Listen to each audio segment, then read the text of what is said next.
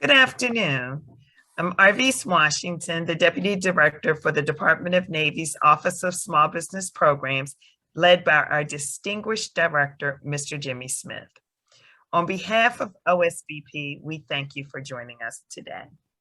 We started this webinar series as a result of the COVID-19 pandemic as a way to continue outreach, but received such rave reviews, we decided to keep it going, committing to hosting at least 3 webinars a month. The Department of Navy recognizes small businesses are the catalyst of innovation, and we use this platform as a way to attract new business partners.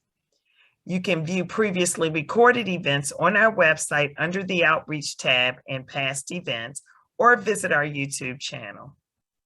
I would also like to direct you to our website at www.secnav.navy.mil/small business, where you can find a wealth of information, including our Department of Navy's Office of Small Business Programs Operations Plan.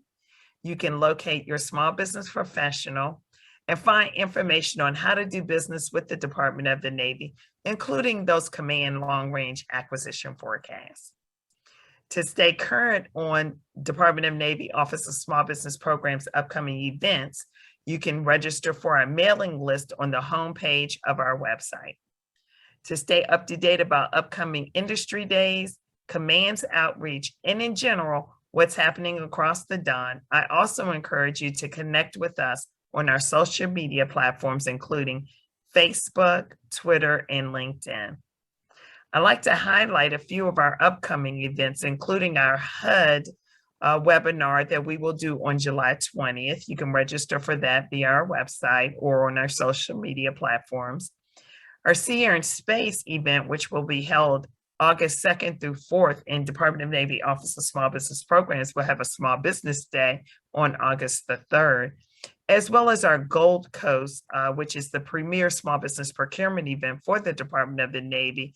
It will be held virtually. All information can be found on those individual websites. So today we have a dynamic speaker, Ms. Melody Weeks from the Rhode Island PTAC.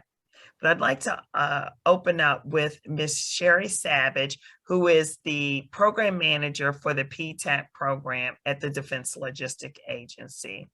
She is responsible for oversight of the agency's administration of this cooperative agreement program that aims to expand the number of businesses capable of participating in government contracts. I hope you seize the opportunity to ask questions using the Q&A feature on this platform. And with that, I'll turn it over to you, Ms. Savage. Thanks for joining us today. Thank you, Arvise. I really appreciate the opportunity that you've given us to bring PTAC program managers onto your series so that they can share the information with the businesses and with small business reps about how PTACs can help them both achieve their missions. And we're really lucky today because Melody has been a program manager for many years, and she leads a successful team of PTAC counselors who have provided outreach and networking events to bring together many businesses with DoD and other federal and state and local government buyers. So she's going to tell you today, give you some tips about how you can improve your successes by collaborating with the PTAC. So with that, Melody, please go ahead, enlighten them. Thank you, ladies. I appreciate the kind words. Can we start with our slides, please? And while we're waiting for that, the PTAC program in Rhode Island is housed at Rhode Island Commerce Corporation. Let's go to the next one, please. We're hosted at Rhode Island Commerce Corporation. We have a small team of 4 here with our primary mission just to work with clients to make them more successful and help them compete at the local, state, and federal levels. Let's go to the next slide, please. So I think we're all in agreement that procurement can be a very complicated issue. We find that each agency does things a little bit differently, and it's incumbent upon us as PTAC counselors to understand those nuances and help walk clients through the navigating process.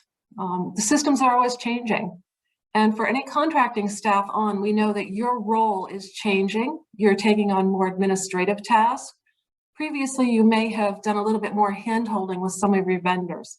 We encourage you to send those people our way. We can help you with some of the tasks, SAM registrations, understanding clauses, getting clients signed up in different systems. You know, utilize us, we're here to help. All PTACs provide a core group of services, but we all get there a little bit differently. And I would say that probably 95% of the services that we provide are free. You can see that there are multiple PTACs around the country. Here in New England, we are statewide programs. In some of the larger states, much larger geography, you find regional programs, Pennsylvania, Florida, Michigan, California, for example. Let's go to the next slide, please. This is just a quick look at the return on the investment for your federal tax dollars. The first set of numbers is what you'll find at the national level. Those are numbers that Sherry's office at DLA aggregated for us. And then the second set of numbers are what we did here in Rhode Island. So you can see that for a staff of 4, it's a relatively high return on the investment. And if you look at the slide on the square on the bottom right, jobs created or retained, we use a salary of $48,000 as a median to come up with that number. And when you look at the value of the awarded contracts, the majority of those here in Rhode Island are federal awarded contracts. Only about 25 million are attributed to state and local work. Let's go to the next slide, please. I don't want to belabor this, but there are certain services that as PTAC counselors we do not get involved with. But we do have resources to work with clients who may need a little bit of a boost. We work very closely with an SBA-funded program called the Small Business Development Center for clients that are just getting started or maybe need a little bit more help with understanding a business plan, putting together their accounting system. We would refer clients over to those. There's 2 bullets here that are a little bit bolded. Get contracts for clients and represent a client. We find that we often manage expectations. We find that clients come to us with a preconceived notion that, you know, once I have a SAM registration or once I have a certain type of certification, that contracting staff are going to come flocking to their door, and that's just not the case. So those are things that we actually don't do for clients. And in regard to protest, I'm sure contracting staff are very familiar with those. We advise on the process of how a client would do it, but we strongly encourage clients not to head in that direction first. Enough of what we don't do, let's focus on what we do. Let's go to the next slide, please. So if you are a member of a federal agency, here are some of the ways we can help you. You all have intuition and experience enough to know that a vendor may have potential to work with you, but isn't quite there. Those are the types of clients that are an easy referral for us to work with, because we can set out a plan of attack for them and walk them through the steps to become a successful vendor. I can't stress enough too how different the agencies are and how they do things. Air Force, Navy, Army are all extremely different, and they have their own culture. We know what each agency requires, so put the burden back on us to help you engage vendors to do work at the Navy. In regard to outreach, one of the ways we work with Army Corps of Engineers locally is that all of their small business advocates and their contracting officers send us any small business set-aside announcements.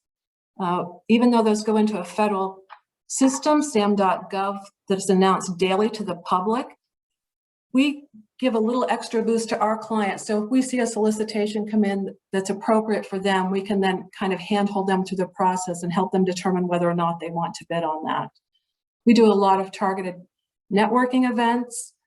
In October, our friends down at Newport are going to come up and have a visit with us, and they're going to talk about what it takes to do business successfully on base. And that's also going to have a construction focus as well. Just earlier this week, we received the agency forecasting for Newport. It's helpful for us because we can steer clients toward that. They can look at who the incumbents on the existing contracts are and potentially look at subcontracting opportunities if they're not ready to be prime vendors. And in regard to subcontracting plans, sometimes there may be gaps in certain NAICS codes or industries. And a lot of times we may have clients that can fill those. So we have a good idea of what's in the marketplace for vendors. It's an easy way for us to connect with agencies. You'll also find with some of your existing federal vendors that sometimes they need a little bit of help. A good example of that is there's a company I'm working with here in Rhode Island that has been in business doing work primarily for DoD for over 30 years. He's managed to stay away from a DCMA audit due to the size of his contracts, but now, he's looking at a $5 million annual contract over the next 5 years. DCMA wants to come in and take a look at his books, so we're helping him prepare for that type of audit. Let's go to the next slide, please. When we look at the prime utilization of PTACs, it's a lot similar to what you have with the agencies. We know what primes want from their vendors. We know what the baseline expectations are. We know that for General Dynamics, if you're a manufacturer, you need ISO to kind of walk through the door. Otherwise, you're going to have a very difficult time and waste a lot of time and effort trying to become a vendor.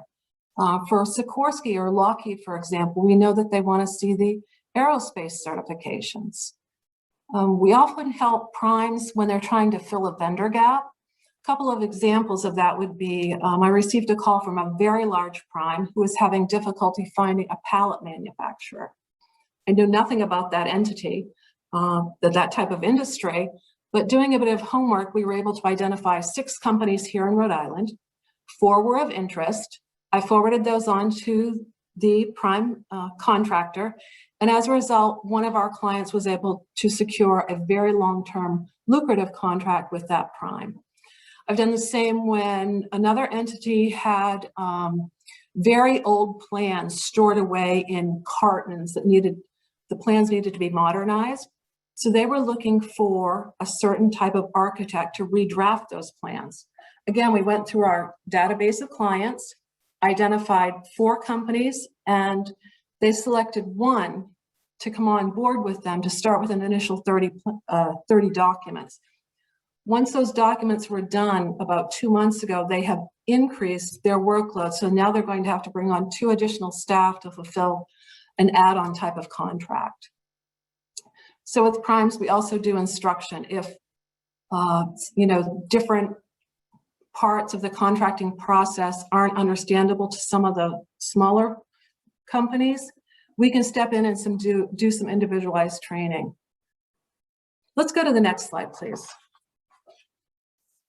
When you're a small business, these are some of the challenges we find when clients first come to us. And on the first 3, a lot of my standard answers are, it depends, and follow the money. It's a very difficult process to understand when you first get started because it's very different than the commercial market. And a lot of times once you get the award, clients aren't sure what to do next.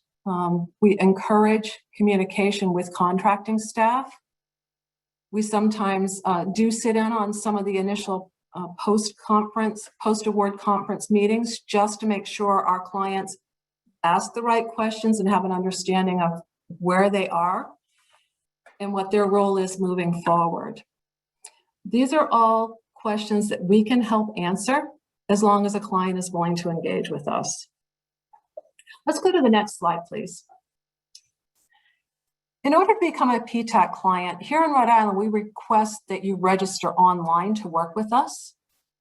Eligibility requirements vary by various programs around the country. There's 95 of us, we all do things very differently. We actually work with startups here in Rhode Island because there's a lot of R&D companies here that do work with us, and we can see the potential in them. Some PTACs around the country require that you have been in business for at least 2 years before you work with them.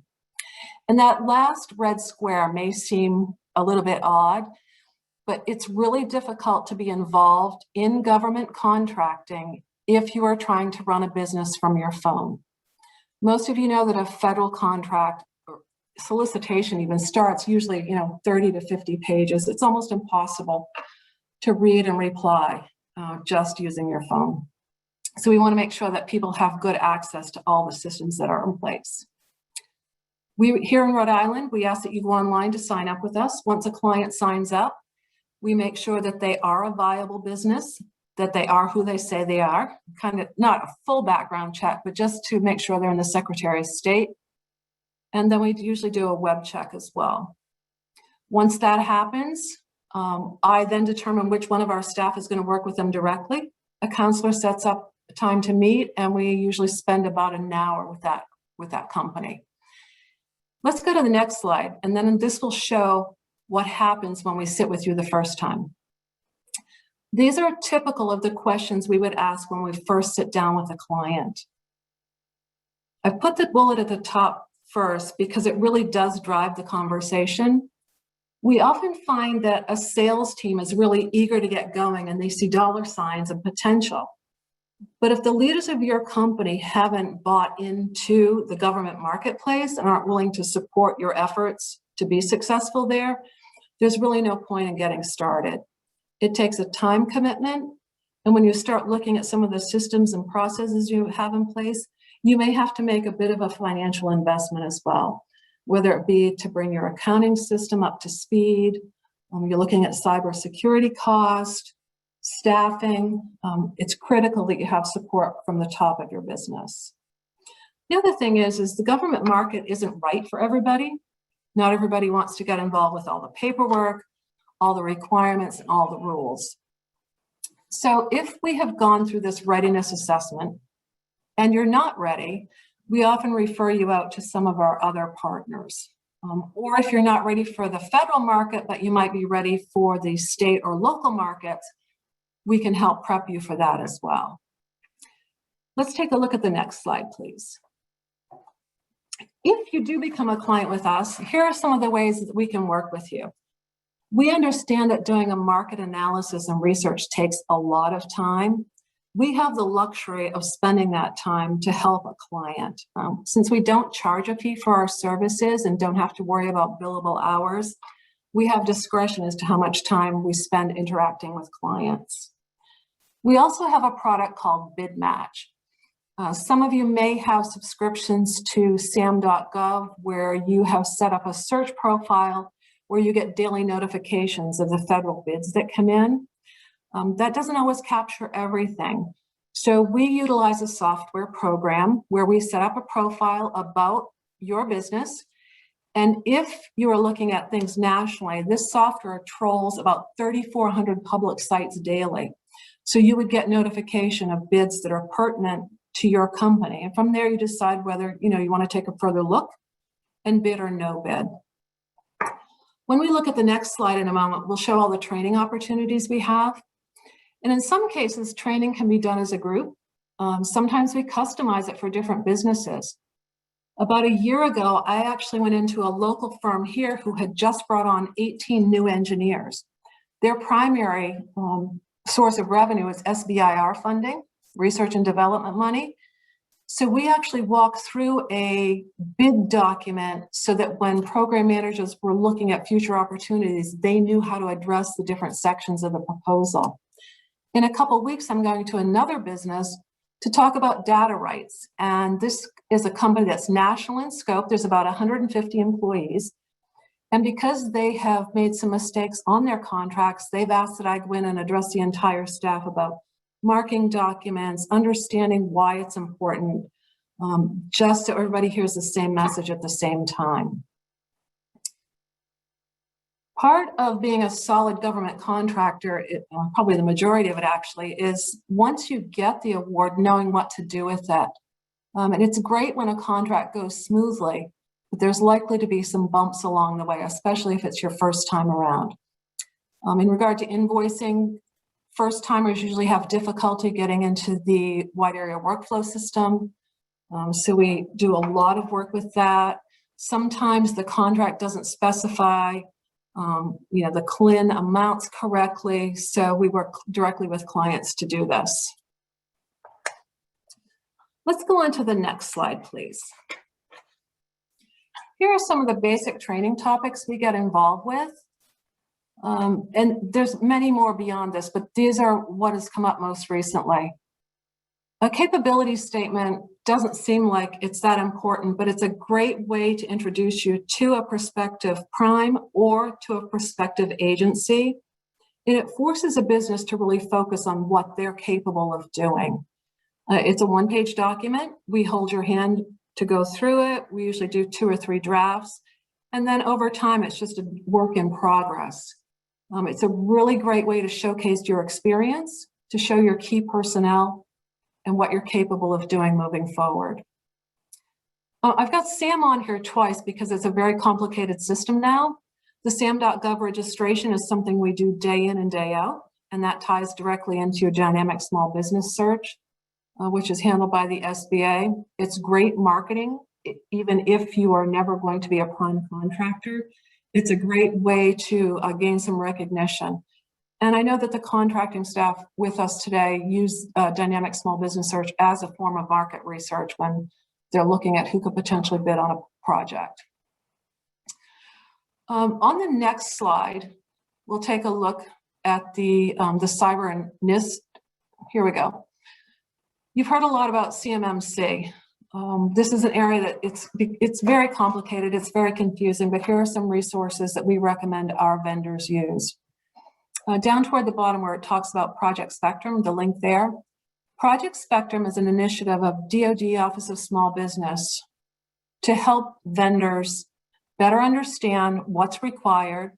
There's tools online to go through the self-assessment so they can determine where they are in regard to cybersecurity. And there's no fee for that.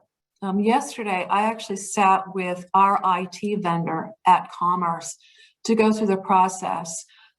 After the second page, it's 14 pages online, quite frankly, we gave up. They didn't have all the answers we needed, so we're going to have to go back and tackle it again. And because all DoD contractors are expected to be at least at a level 1 as of 2025, we as an entity are becoming a little bit more proactive in getting the pieces in place before we have a contract requirement to be a level 1 CMMC. Don't think this needs much more explanation. If you are in the DoD supply chain, it definitely is an issue you need to pay attention to. There are tons of resources available. We typically recommend 2 to 3 vendors when a client comes to us with questions about private sector. Please feel free to use us for that. And with contracting staff, because this is a changing landscape, we encourage you to refer out to us or take a look at the Project Spectrum staff as well. That's about all I've got for slides. I'm happy to answer questions. I just wanted to give you like a broad overview of what PTACs do. And on this page, there's 2 different resources to find the PTACs in your location. If you look at the DLA link, that gives you the state and regional programs. And if you go into the AppTAC link, that actually gives you who the staff on site are. And we ask that, I just took a call about an hour ago from a company out of Seattle who's working with the PTAC there. They said that, you know, they've relocated part of their staff to Rhode Island and wanted to work with us here. And I assured them that the Seattle staff would be able to give them all that they needed. We asked that a company work with just 1 PTAC, and that company should have the breadth of experience to work with a company who wants to do work locally or even around the world. You know, we've got clients doing work right now in Africa, Italy, France, as well as around the country. So 1 PTAC per company is our rule. Sherry, anything else that you would want to add to any of this? So Melanie, we do have a question. We do have a question that's come in. When you're talking about what PTAC they should work with, does the company have to be a registered or physically reside in Rhode Island in order to get help from the Rhode Island Commerce PTAC? It depends. We want to see that you have a presence here, a legal business presence. Because Rhode Island Commerce Corporation, let me back up. We have a cooperative agreement with Defense Logistics Agency. They pay for part of our contract, Commerce kicks in as well. So there's a match component. So if we're using Rhode Island taxpayer money, we'll want to make sure that we're benefiting Rhode Island businesses. So a long answer to a very short question. We just want to make sure you have a legal presence here in the state in order to do business with us. Okay, great. So while we're some questions will be populating, I want to talk about, so I see there's some questions about Sierra Space. I mentioned that early on. Sierra Space will be held August 2nd through the 4th. The Small Business Day will be on August the 3rd. We will kick it off at 8 a.m. in the Potomac Room number 4 at the Gaylord Hotel. So when you register for Sierra Space, you're registering for the whole week. There is no separate registration required for the Small Business Day. Just to give you a sampling of our agenda, we will have all of the small business directors from each of the Navy's 10 major buying commands. We'll be there to just provide an overview of what things they do, what's their mission at their organization, and how you can contact them. We'll also have a head of contracts panel. So we're happy to have Ms. Cindy Shaver, who is the competition advocate for the Department of the Navy. She'll be leading this panel, along with the heads of contracts from Military Sea Lift Command, Headquarters Marine Corps Installation and Logistics, Marine Corps Systems Command, and Naval Supply. So those heads of contracts will be there, and you have the opportunity to engage with them and ask them questions directly. And we're asking them to bring their long-range acquisition forecast to talk about what things are upcoming in their procurement forecast. We'll also include Mr. Robert Smith, who is the SBIR director for the Department of the Navy. So he'll provide an SBIR overview, talk about some things that they're doing good over there in SBIR. And for those of you that are interested, you'll have the opportunity to engage with him, ask him questions about how you can get involved in the SBIR process.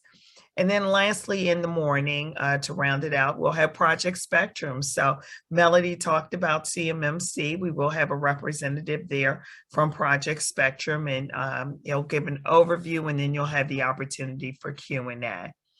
In the afternoon, we're excited because we've got really a host of dynamic speakers that'll come in, and it'll be what we're touting as the Ask Me Anything session. So we'll have the DC PTAC will be there, Mr. Milton Goodman. So Melody, your counterpart down here in DC, will be joining us there. Seaport Next Gen. So if you're looking to do any services, contracts with the Department of the Navy, you should be familiar with Seaport Next Gen. So we'll have the program manager there, Ms. Stacy McQuaige. And then also, Melody talked about that DCAA approved accounting system and the importance of that if you're looking to do business with the Department of Defense. So we'll have the small business director, Mr. Joseph McGregor, as well as, I know this is heavy on a lot of folks' heart, the facility clearance and navigating that process. So we'll have Mr. Stephen Mapes there. Each one of these sessions will be 30 minutes long. They'll give a quick 5 to 7 minute overview, and then the opportunity for you to raise your hand and get your questions answered directly. So we highly encourage you to join us at Sierra Space. So with that, we have another question that came in. What is some advice that you would give to a vendor that's seeking simplified acquisition threshold opportunities and other ways of selling their unique skills to the government as a way to get in? A loaded question. I think first you have to understand the agency you're trying to sell to. How do they typically buy things? And one of the areas that's become very complicated for us as well as clients is understanding category management and how buyers are now required to use certain types of contracting vehicles to purchase services and goods. So I think my first recommendation would be to do your research, understand who's buying what and how, understand the buying cycle, understand expiring contracts, option years, and really get a good sense of where you might best fit. Okay, great, thank you. So you previously talked about, Melody, that your office will participate in contract kickoff if the customer allows it. Would you also assist with debriefs if a contractor didn't win a procurement? Would you participate and provide some assistance there? Yeah, we always recommend that clients request a debrief, win or lose, because you learn just as much from when you win a contract as to why you were the successful bidder, especially if it's an RFP and not just an RFQ and based on price alone. And we know that there are certain questions that can be asked during a debrief. So we try to prep a client as best as possible before a debrief, especially if it's going to be like a virtual session like this or a phone call, so that they don't cross the line and they don't get into that adversarial type of conversation or put somebody on the spot. Okay. We can participate if people wish, but that has to be agreed to by both sides. And when we do participate, we keep our mouths shut. We're there to listen and take notes. Okay, great. Not sure if Sherry wanted to jump in and add something, but feel free, Sherry, anytime to jump on in. I was gonna, but Melody covered it. I just wanted to make sure that everybody understood that the PTACs are advisors, but they cannot act as the representative of a business. So they can come to the debrief and hear what the contracting officer said. And then when they get back to the office, they can provide counseling to that business to help them do a better job next time. Thanks, Sherry, for that.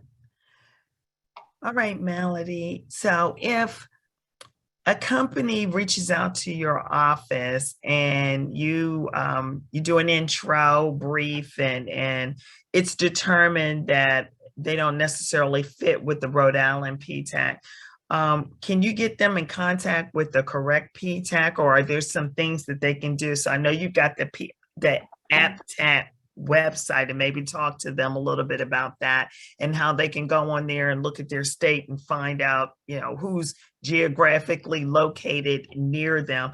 But are there some other tools or resources that you can provide or discuss to help a company determine what's the right PTAC for them? Here we go again. It depends. You know, and I don't mean to be flip about that, but that's just the way it is. Each circumstance is different. Like sometimes you may be headquartered in another state, but all of your staff is here. And if you're not working with a PTAC, let's say in California, you know, you might have an accounting office there, but the majority of your staff is here and you have a legal business presence here, we would be more than willing to work with you. I just ran into a situation where I've got a company here in Rhode Island that expands down into Virginia. The people down in Virginia were working with my counterparts down there, but based on geographic location and what the two different entities do, it made sense that from DC down, they work with Virginia, and from DC up, they work with us. So it just really is circumstance by circumstance. And that's stuff we talk through when somebody calls. Okay, great. And also I would add, Arvis, that the easiest way to find your PTAC, say you just don't even know who to reach out to in the first place, is think of the county, the state and county where you want service and Google it.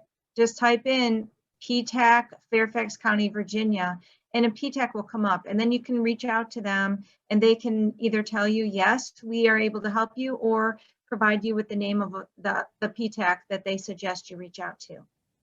So do either of you ladies know that PTAC, the APTAC website? Maybe just say it, and then Destiny can put it in the chat for me so everyone can have that general website, if you know it off the top of your head. Otherwise, I'll go to a question while you kind of look that up. It's APTAC. It is in Melody's charts. Yes, it's on the last side. It's aptac-us.org. Okay. All right, Destiny, if you can get that in the chat for me, ma'am. So let's see, what do we have next? Oh, this is a good one. So in regards to debriefs, so are we all familiar with the Defense Innovation Unit? So if we have a company that responded to a solicitation or proposal from the Defense Innovation Unit, Are they required to provide a debrief, do you know, on request for a prototype solicitation or proposal? I'm going to answer that like I would if this was a client asking me and say, I would want to read the solicitation to see what the rules are first. And I would want to know what the funding vehicle is, because if you're following FAR rules, it may be a little bit different than some of the other, like an OT, for example. So without seeing an exact solicitation, from my perspective, I wouldn't feel comfortable answering that. You can always request it. Doesn't mean they have to give it. But okay, great. So I'm going to go out on a limb here and do some assumptions with the next question. If a business is, so they'll go through, I'm looking to do business with the government. Maybe I've got my DUNS number. Maybe I've gone through, not certain where this particular business is in the process, but what is your recommendation for at what point, if I'm an entrepreneur looking to either start my business or I've got a business started and I'm looking to do business with the government, where's that right entry point to engage the PTAC? For us, it's very early because we want you to get your DUNS set up correctly so it matches your Secretary of State, which flows into SAM, which flows into grants.gov, wide area workflow. So in Rhode Island, we like to start earlier and then, give people a laundry list. So if they're not quite ready for us, once certain processes and systems are in place, they can come back. Good. And so in my experience and in the PTACs that I've been engaging with, that's consistent, the consistent messaging across all of the PTACs.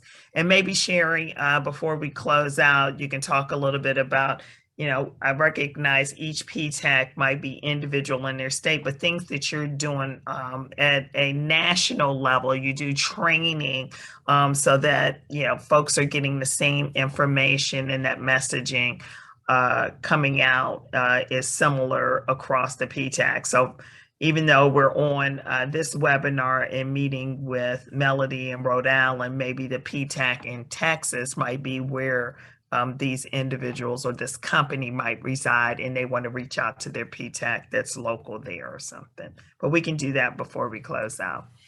So you talked about, Melody, contracting opportunities. This question is specifically about sole source opportunities and how best to pursue one. So can you describe a sole source opportunity and how best to pursue? I actually have an example of a client that I talked with this morning who was doing a sole source.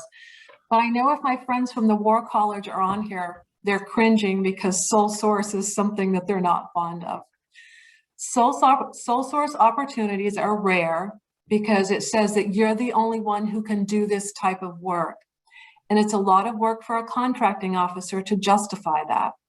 So a lot of times people think they have the one and only, and that's not the case.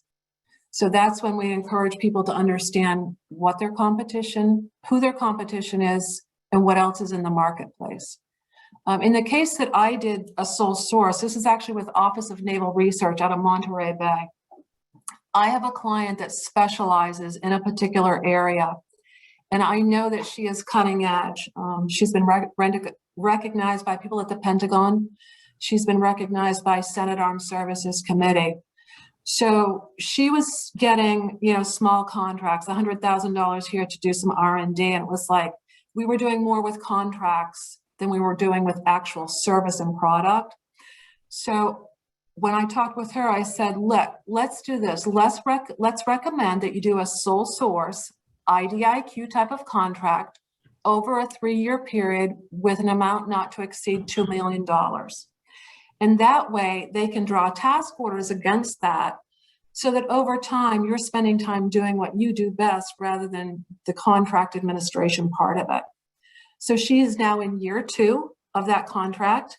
And as a result, she's been able to focus on doing research, going on to different vessels in Monterey and San Diego, and she's been very successful. But we're very careful as to who we recommend those types of contracts with and for. Does that answer? I think it does. And okay. If not, they can come back in the Q&A feature and expand upon their question.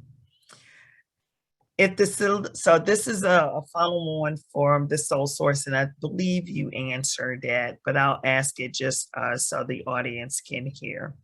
So when we talk about a sole source contract, is this a request for applicants, or has the government already decided on a vendor? So then the community knows they don't need to respond to that solicitation. So it's a solicitation identifying itself as a sole source.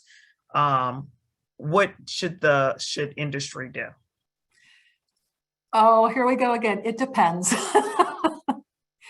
So what was really interesting is, not for this particular client, but another client of mine, a contracting officer mistakenly posted a sole source justification document. I had never seen one before, and I found it just by accident. And thank goodness I pulled it down and saved it, because the next day it was gone. Obviously somebody caught it. If there is a sole source award notice, and you know that you can provide that same type of product, or close to it, we recommend that you reach out to the contracting officer on that particular document to say, hey, I'm here, take a look at what I'm doing. And you may not have the only one in this business. Sherry, I don't know if there's anything else you would recommend for that or not. I think that was excellent advice, Melody. That's exactly where I was thinking, because sometimes the government's market research fails and they don't identify another source, and so they proceed with sole source. So I think you're right on target. If you think that you can provide that product, you should speak up to the contracting officer. Absolutely. And leverage your small business professional at that organization. So at the Department of Navy, you might ask, how do I know who my small business professional is? On the homepage of our website, there's a map. And on that map, when you click the continue reading button, on that map, you can click on the state that activity is located in, and it'll provide you the list of small business professionals that are there. You look for that specific command, and you have the email address and phone number for that small business professional. That's your entry point. So when you call the contracting officer and it goes to voicemail because they're overworked and they've got plenty of actions that they're trying to get done, you want to also make sure that you connect with that small business professional. Okay. Can I just add on to that? Absolutely. So we have had a couple of issues recently with DLA, and reaching out to Chris Hall at DLA Small Business Office, who works closely with Sherry.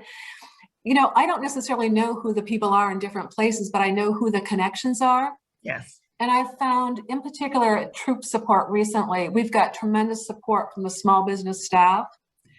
And one of the ways we can help clients is, sometimes we know the terminology or the way to phrase a question so you get the answer you want. Because often we find with contracting staff, they answer the question you ask. And if it's not worded correctly, you may be more frustrated than when you first started. So I really recommend what Arviz is saying about connecting with the small business staff. They've been a great resource for us. Absolutely. I'm glad to hear that. So the next question, what tools do you suggest for clients to get their information on an agency's and purchase history? Is this where business intelligence comes into play? Sure. So any tools that we use are public and we don't have to pay for. We do pay for a service, a subscription service for parts, identification of parts and NSNs. So in this case, again, it depends on what type of product or service they're looking for from a particular agency. Sometimes it's better to look big picture. Sometimes when people hone in on a particular agency, they may be missing out on other agency buys. So we recommend starting at a different level, unless they're at the point where they know this agency is the only one that's is going to want what I've got. We would much rather take a NAICS or a keyword and put that into a search engine and find the results that way and sort and filter those. Typically, the easiest for somebody who's not used to doing this is usaspending.gov.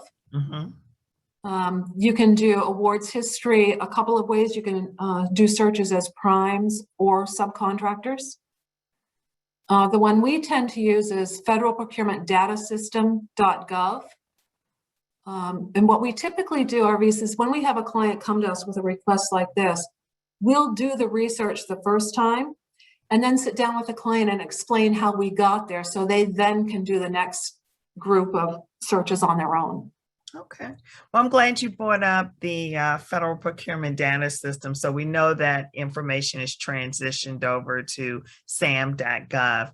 And I'm happy to highlight on our Navy's Small Business Programs website, up in the right-hand corner, we have a feature called Search What the Don Buys. And we recognize that the Department of Navy is a large organization. We buy a lot of things.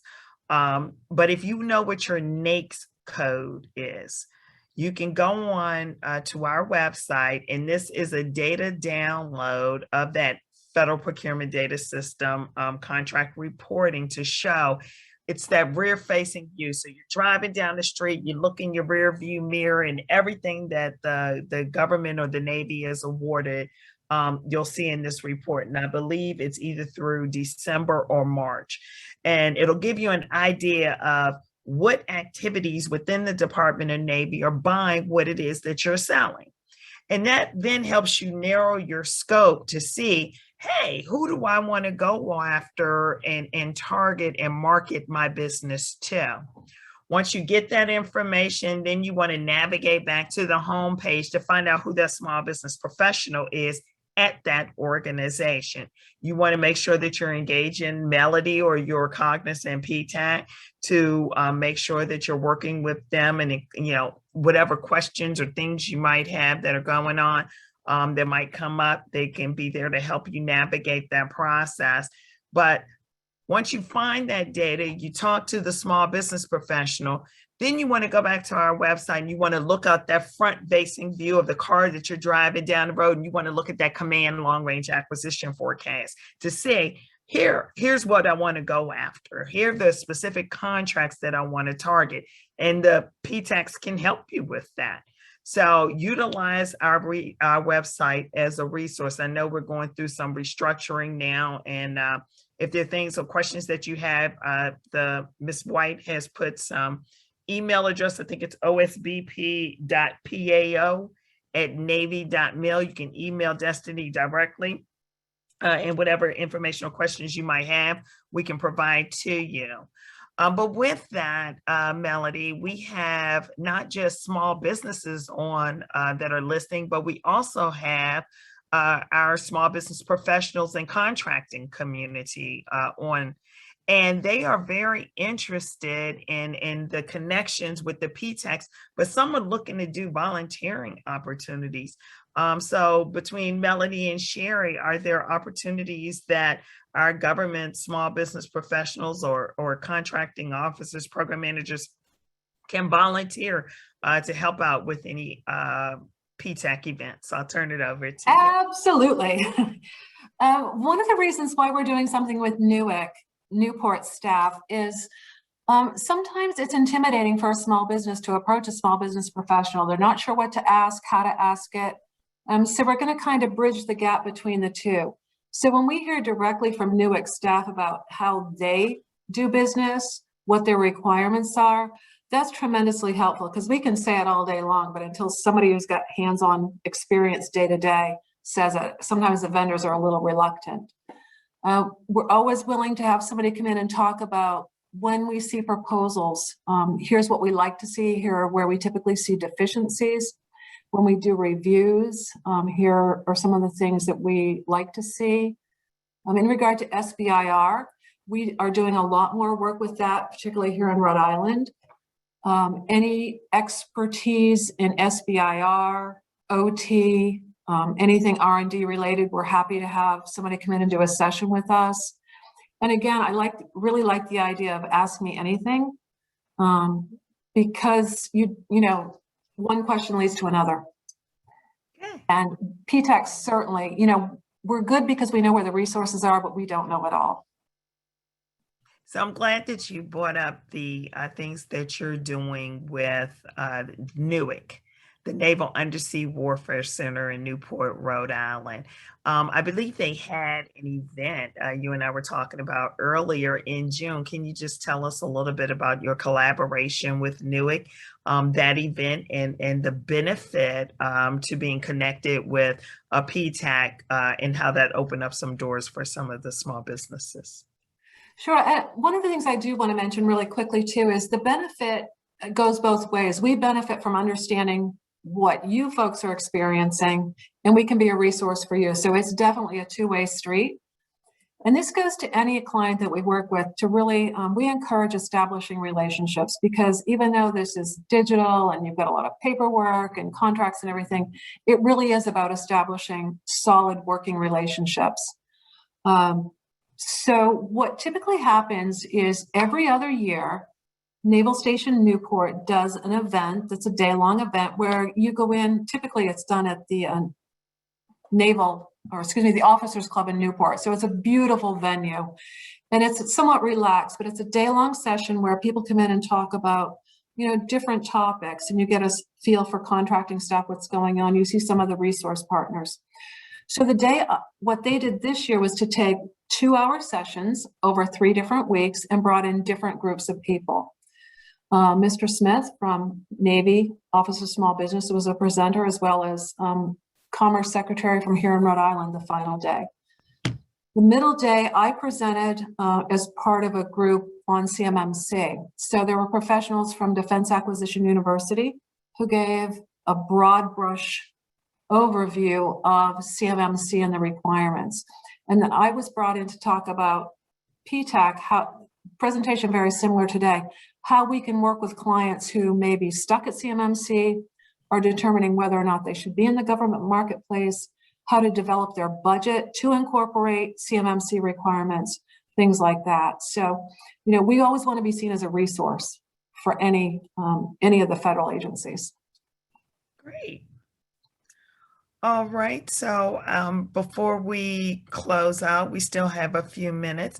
I'd like to offer it up to Ms. Sherry Savage to share some things before we close out. We'll see if another question or two comes in. Otherwise, I will give you a few minutes back of your day. So over to you, Ms. Savage. Thank you, Arvis. I wanted to kind of add on to that question about the volunteer opportunity. We really love it when 1102s will offer their services to the PTACs for all of the kinds of events that Melody outlined, but also if you have time on your hands and you want to counsel clients, if you actually want to engage one-on-one with the client, I recommend that you contact the PTAC that's nearest you, the one that you want to form a relationship with, and you talk with that program manager and let them know what you're able to offer.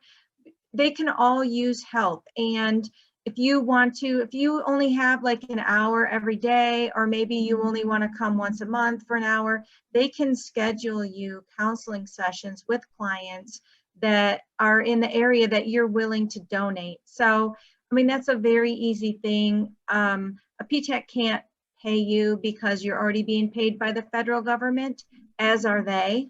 They are our cooperative agreement recipients, so they're receiving federal funds to do their job.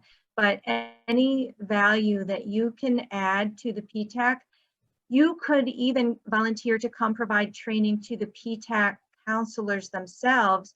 And if you're an 1102, you can earn 2 continuous learning points per hour that you provide training to them on some contracting related topic.